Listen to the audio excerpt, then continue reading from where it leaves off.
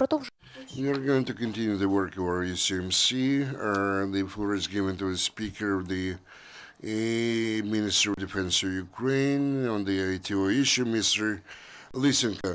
Good afternoon. I would like to offer to your attention this information regarding the situation in the ATO zone, the training and the exercises of Ukrainian forces at different shooting ranges. In the Lugansk segment, the combat activities started after 1400. The enemy actually violated the ceasefire regime in Stanitsa Lugansk at Hizbenga and Popasnsky district. In most cases, the combatants or the rebels shot using the small arms for 10 to 50 minutes. All in all, in the Lugansk segment, they violated the ceasefire regime for 6 times. In the next segment, the combat was intensive. Yesterday, near Avdiivka and Pitski, the occupation launched about 15 projectiles from the mortar launchers. The most powerful bombardment took place in Avdiivka. It lasted from 3 different directions, lasted about 4 hours and used both small arms and the heavy weaponry. In the next segment, they recorded 5 enemy bombardments. In 3 cases, they used heavy weaponry. In all the cases, the Ukrainian armed forces returned the fire. The Mariupol segment, yesterday the rebels violated the ceasefire regime in 3 localities, Krasnogorivka, Pavlopil, and Bedinsky. Unquiet situation was registered both in the daylight time and during the night hours.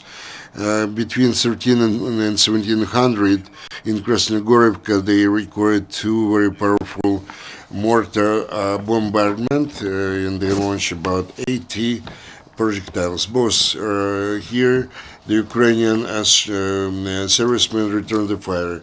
All in all, in the Mariupol segment, there were 6 bombardments on the part of the enemy, and in particular, 4 of those, they used heavy weaponry. 2 Ukrainian servicemen were wounded during the enemy's bombardment in Avdiivka. Nobody was killed. Also in Gnutova, the employee of the emergency service was wounded. And also another person who was wounded was a civilian. They were taking care of the diffusion or the mine of the territory. According to the information available, the tractor, the local agrarian company actually came upon the mine. It was undermined.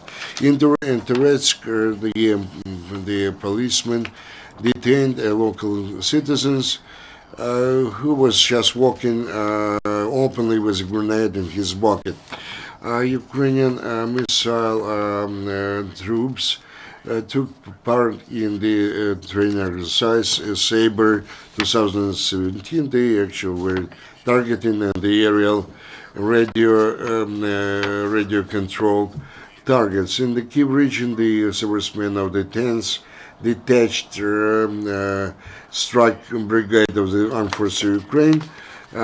Actually, they have to cross the Dnieper River, and they actually used the boats. All in all, they actually transported over 70 units of the armed vehicles and the motor vehicles, and about 100 servicemen. This exhausts my information today. Are there any questions? If none, we are going to finish our today's briefing. Thank you for your kind attention.